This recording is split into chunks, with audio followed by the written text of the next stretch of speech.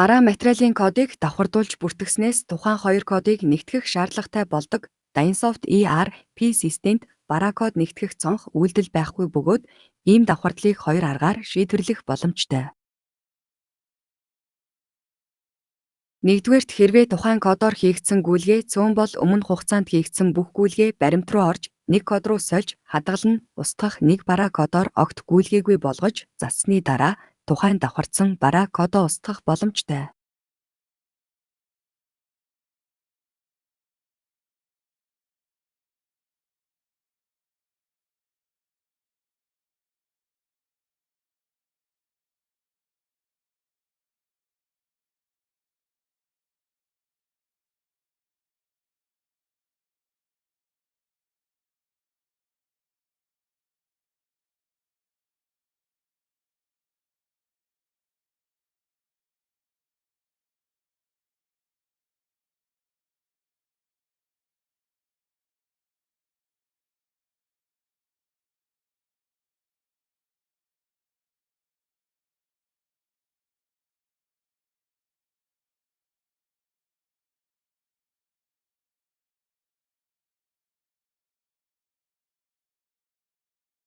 Харин тухайн кодоор POS буюу кассийн програмаар борлуулалт захиалга гүйлгээ нэгэнд хийгдсэн бол устгах боломжгүйг анхаарна уу?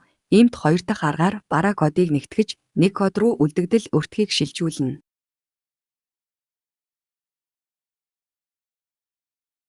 Ингэхдээ нэг кодын үлдэгдлийг тухайн хөрвүүлж нэгтгэх өдрөөр дотоод зарлага цонхоор зарлага бүртгээд бараа материалын өртөг бодуулна.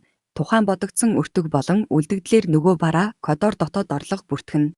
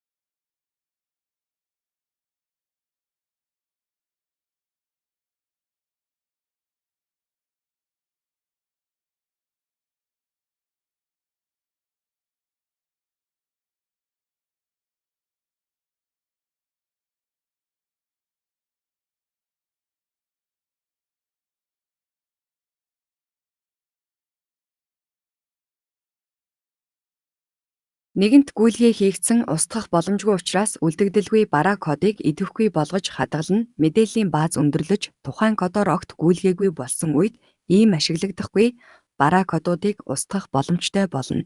Танд амжилт хүсье.